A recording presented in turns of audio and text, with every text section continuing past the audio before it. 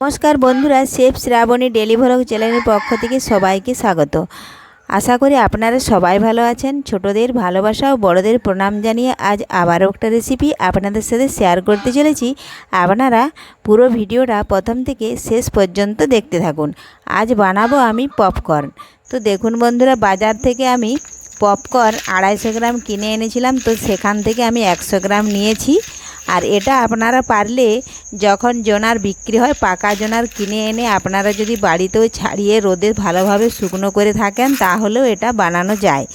তো দেখুন বন্ধুরা, তার জন্য ভালোভাবে আমি বেছে নিয়েছি, কারণ বাজার থেকে কিনে আনা তাই নোংরা থাকতে পারে।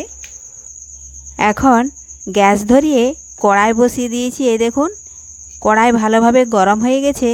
আমি ভুট্টার পরিমাণ অনুযায়ী সাদা তেল দিলাম কড়ার মধ্যে। আমি তেল দিলাম 25 গ্রাম, আর এখানে ভুট্টা আছে প্রায় আমার 100 গ্রাম। তো দেখুন বন্ধুরা, আমি স্বাদ মতো লবণ দিয়ে দিলাম। আর এখন দেখুন এই 100 গ্রাম ভুট্টা আমি দিয়ে দিলাম।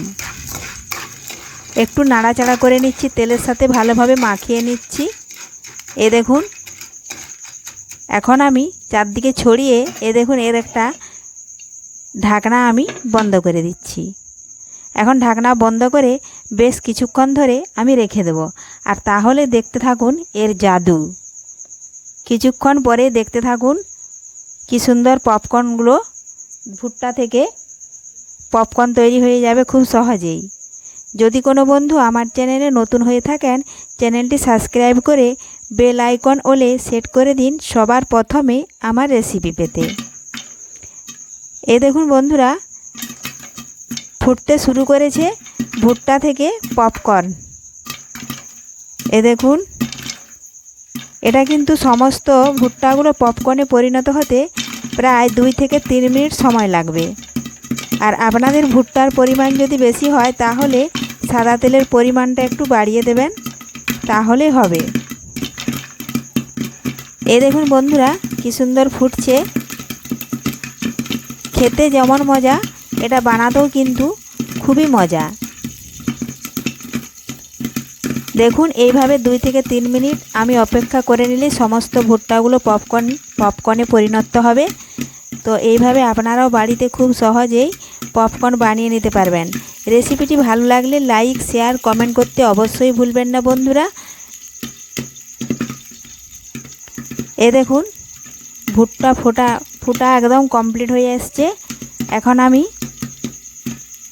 আর কিছুক্ষণ পরে দেখুন ফোটা যখন বন্ধ হয়ে যাবে তখন আমি এটা নামিয়ে নেব। এখন আমি গ্যাস বন্ধ করে দিয়েছি, সমস্ত ভুট্টাই ফুটে গেছে। আর দুটো একটা যদিও বাকি আছে, তো সেটা আমি ওই গরমটাতে কিছুক্ষণ রেখে দিচ্ছি। দেখুন, তাহলে ফুটে যাবে। দেখুন, একটু নাড়াচাড়া করে নিচ্ছি, যে 2 একটা বাকি থাকবে সেটাও ফুটে যাবে। বন্ধুরা, সমস্ত ভুট্টাগুলোই ফুটে গেছে। আর যদিও 2 একটা না ফোটে তাহলে আমি দেখুন গ্যাস বন্ধ করে এইভাবে আমি কিছুক্ষণ রেখে দেব, তাহলে বাকিগুলো ফুটে যাবে। আর দেখুন ঢাকনা দেওয়াই আছে। কিছুক্ষণ পর আমি ঢাকনা খুলে ঠান্ডা করে নেব। দেখুন ঠান্ডা হয়ে গেছে, আর একটাও বাকি নেই, কিন্তু সম্পূর্ণ ফুটে উঠেছে। আর দেখুন কি সুন্দর দেখতে হয়েছে। তো আজকের এই পপকর্নের রেসিপি আপনাদের যদি ভালো লেগে থাকে লাইক, শেয়ার, কমেন্ট করতে অবশ্যই ভুলবেন না বন্ধুরা। আর খুব সহজে এটা বাড়িতে বানানো যায়। আর বাড়িতে বানালে আর দোকান থেকে কিনে আনার দরকার নেই।